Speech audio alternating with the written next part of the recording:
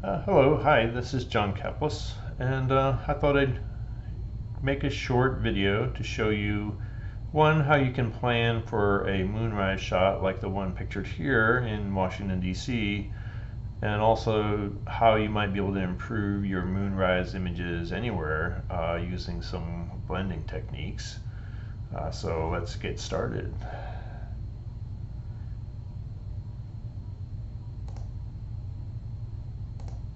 Alright, so when it comes to planning a shot like this, one of the tools that I find really helpful is called the photographer's ephemeris, or TPE for short. And it just helps you with knowing where a good spot might be for a particular alignment, if that's what you're trying to do, and to know exactly where the sun or moon is going to be, where it might rise, where it might set, what time that would be. And so I'm going to switch to the app itself, and I'm going to switch to the one on the desktop. I usually use the one on my phone, but it's a little easier to show you in this video using the one on the desktop. So this is the photographer ephemeris on the desktop, and as you can see, where your shooting location is where I dropped this red pin, which is in front of the bell tower, immediately next to the Iwo Jima Memorial here in Roswell, Virginia. And the reason I like this spot is because when you stand here, the Lincoln Memorial, the Washington Monument, and the Capitol all line up in this view from east to west, or excuse me, west to east actually. And it's almost like a 090 on the compass alignment, and if you stand just slightly to the south of that, then you get this nice slightly staggered view of the three, which you saw in that earlier image. And so I knew the moon would be full on August 30th, so I plugged in August 30th here up in the left, and as you can see down here on this timeline, the moon is actually rising at 7:54 at 106 degrees on the horizon, and that is represented by this gray line on the horizon here, or on the map here, as you can see. And as you can see, it's well south of this alignment here, so it's too far out of the frame for a good photo on this particular night. And so I figured, well, let me try one of the other nights around the full moon. So I just forward one day in time by clicking up here, and as you can see, it's now closer to where we want it to be, where the moon would be rising. If you look down here, now it's at 8:23 and 97 degrees, but we want it somewhere in the 090 or high 80s, maybe even into the, closer to the mid 80s could also work, but the high 80s I think is ideal. And so we'll try one more day here. And so now we're on September 1st, which is actually 2 days after the full moon, and as you can see, the alignment is right on the monuments now. And but when you look at the timing of it, it's at 8:49 p.m., which is a good almost hour after sunset. And so as you can see, civil twilight ends at 8:06 and nautical twilight ends at 8:38. And by the time you get to the end of nautical twilight, the sky is pretty much black. And so this moonrise is going to have a very dark blackish sky. And ideally you would like the moon rising during the civil twilight, or maybe the earliest part of nautical, where you still have some nice color in the sky. But we can overcome that through some techniques I'm going to show you with blending and a little pre-planning.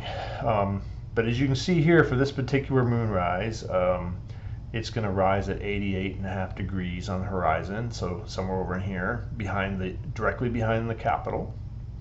And then as it advances forward, and this is where this line here is the actual location of the moon in terms of where it is on the horizon and how high above the horizon it is at any given time, and you can see that by moving this slider here. So it's like moon rising, and then as time goes on, it's getting higher in the sky and it's moving further and further south on the horizon. And these two lines, or these two numbers here, show you where on the horizon and how many degrees above the horizon it is. And so like somewhere between, like, say 0 and 3 degrees is going to be where you have that nice big huge moon on the horizon. And then as it gets higher, it's going to start to get really bright. So you're looking for something with maybe, I don't know, 4 degrees or less probably above the horizon. And so this that gives you an idea here of where it will be in relationship to the subject you want to shoot and how high up in the sky. And then you need to always be mindful of where it is in relationship to sunset and twilight.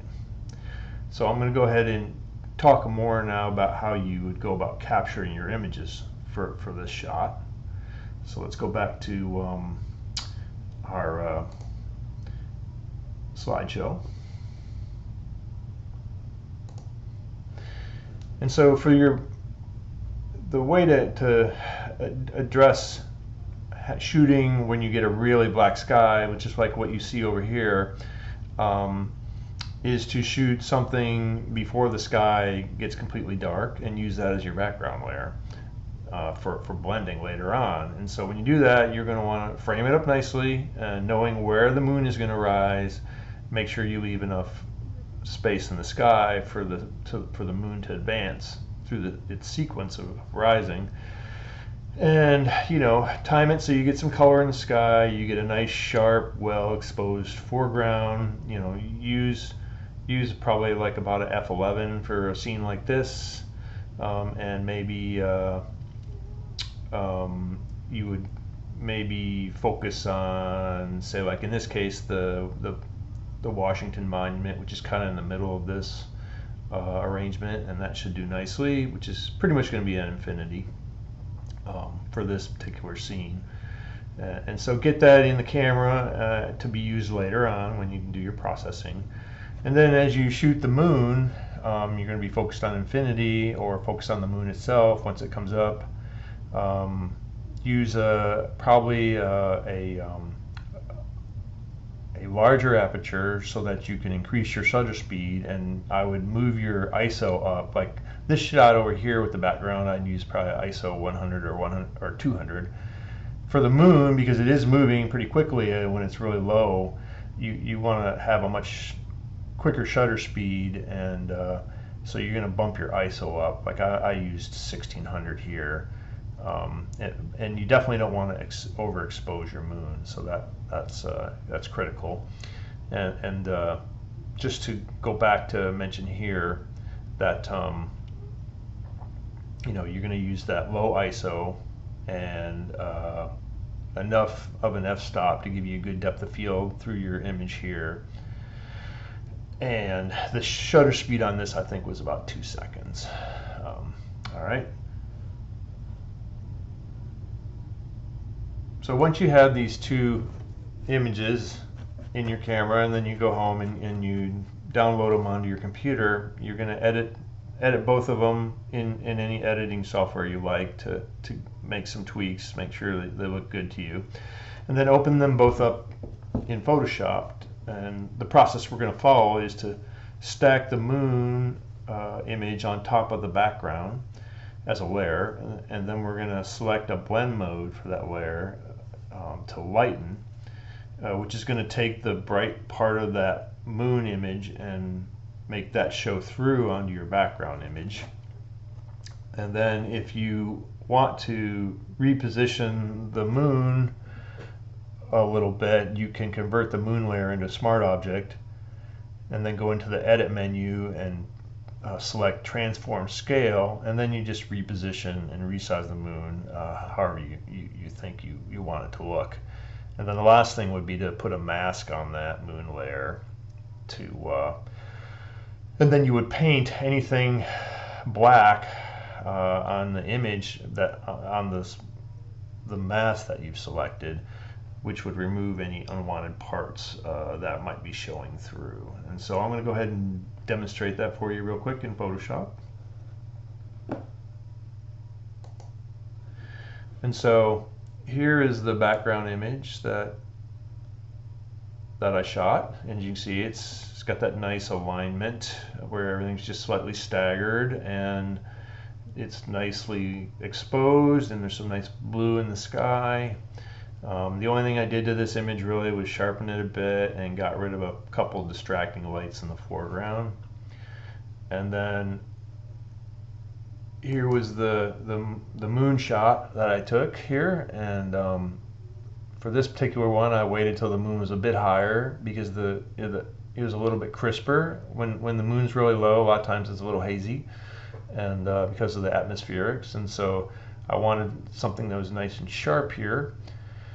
And so I'm going to select all for this image. So you go to the edit menu, the select menu, and you go select all or Control A, and then you copy the image to your clipboard. So you would go to edit, copy, or Control C, and now you're going to go back to your background layer and you're going to do a paste or Control V. So in the edit mode I'm going to go paste, and that is going to put your moonshot on top of your background as a layer. Now I'm going to go ahead and change the blend mode, which is this box above here that says normal, and I'm going to change it to lighten. And there you go. When you do that, it takes that bright area of the moon and makes it show through. This image wasn't exactly lined up with my background layer because I had moved my camera a little bit earlier by mistake, but that's not a huge issue. But you can see there's a little bit of a ghosting of the capital here where there were some bright areas that are brighter than the sky and they came through, so we're going to have to fix that. But let's go ahead and actually let's just go ahead and fix that now. Well, no, let's do that last. And so the next thing we're going to do is we're going to change this to a smart object, because I mean, well, you could be satisfied with this image just the way it is and just clean up this little artifact here. But I think it's a little far out from where I want it to be, so I'm gonna move it down a bit so the moon rose right here, and then it kind of followed this trajectory up, and so I'm just gonna bring it back down a little again, closer to the rest of the image. So I'm going to take this layer and right click on it and say convert to smart object. And now I'm going to go over to edit and go to transform and then go to scale. And so now I'm going to just move this moon to where I want it to be. And as you can see, I'm not really putting it somewhere it wasn't. I'm just bringing it in kind of where it was at an earlier point in the evening, a few minutes, like maybe I don't know, a minute and a half before this.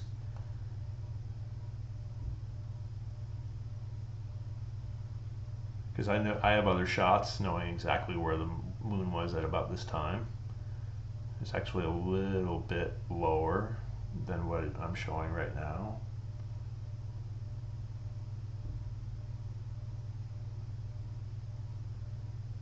And then if you want to add a little drama, you can actually make it just slightly bigger if you want. Just be careful so you don't distort the shape of it. But as you drag it like this corner, you are making it just slightly bigger. And then you can bring that back down a bit again. I see pictures on the internet of the moon and it's huge, and I think that's really distracting and doesn't look so great, so I don't recommend doing that. Although I know people that don't know photography they're not gonna really understand that you've changed it, but I think photographers that understand what photography will notice it, and so I guess depending on who who you want to impress. And then, well, let's see. I'm thinking I like it right about here. So I'm going to go ahead and hit OK there. And then, as you recall, I might have had some artifacts going on. So I'm going to put a mask on this image right here. And now I'm going to switch to my paintbrush. And make sure you switch it to black paint and that your mask is selected. And now I'm just gonna paint over a lot of this image where I know it's possible, like there could be some weirdness going on. See, like down in the corner, it got rid of a few things that where the old image was showing through, and I don't want that stuff. So I want a very clean blend, and I'm getting rid of some of this other stuff that would show up if you wanted to, like, maybe print this image. And so, as you can see, it's looking pretty good here. Let me one way you can check your mask just to make sure you know where you masked out is to go over to the mask and hit Alt click, and as you can see, that shows you the locations of where you've masked, and I think that's probably good like that. Anything above that area is just going to have been black sky, so it's not gonna do anything. And there you go. You have a nicely placed moon with a little bit of blue sky, and it's all images you took while you were out there in one session. So I mean, you know, it's just putting together the pieces in your camera so that you can take them home and assemble them in processing to look their best. And so thanks for joining and watching, and I hope this is useful to you. Go out and shoot the moon and give us a whirl. Thanks.